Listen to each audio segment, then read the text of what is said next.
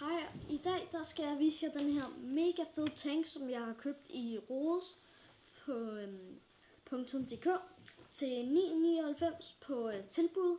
Den er virkelig sjov at køre med, og tænden holder sig vildt godt.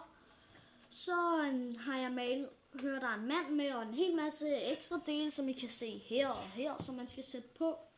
Så den her mand har jeg selv malet. Virkelig glad for ham. Har jeg malet her i dag. Og så kan den skyde med en kugle, med sådan nogle her pingpongkugler, som er virkelig sjove. Og dem får man så i den her æske. Så larvefødderne kan selvfølgelig godt gå i stykker, så der får man ekstra larvefødder med.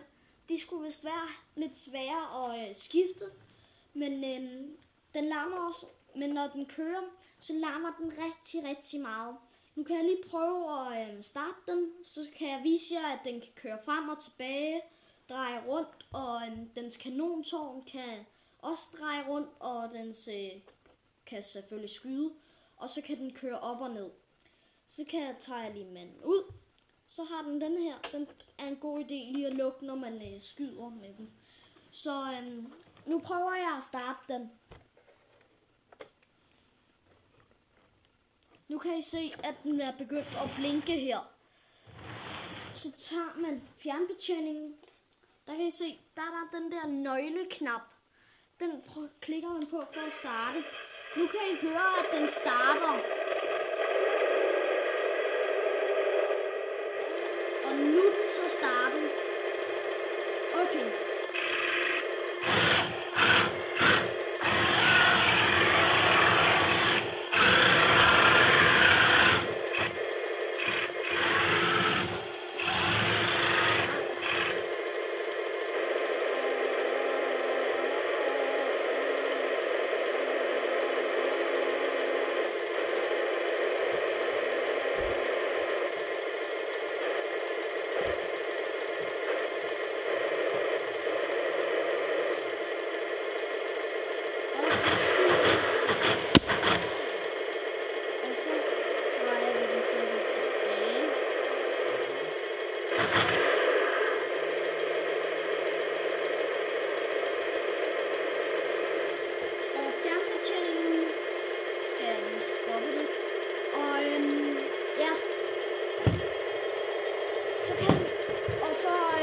Jeg ved ikke, om I kan se det, men der kommer så også røg ud.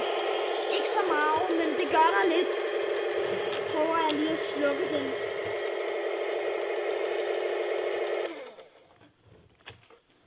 Så kan I høre mig igen. Så har den knap, der hedder G. Knappen G. Den gør så, at man bare sådan skyder, så den bare rykker røret ind og gør sådan gadu. Knappen K.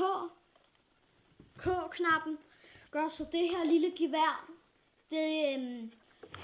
Det der lille bitte gevær lige der. Det gør sådan, så der kommer rødt der, og det gør sådan du. Ja, så måden man puster. Så hvis den løber tør for røg, så har man så denne her med, så man så bare lige hurtigt putter ind der, og så lige presser på den. Og så burde der komme røg igen, når næste gang man starter den. Så det var så det. Det er en fed, rigtig fed tank. Jeg vil råde jer til at købe den. Hej.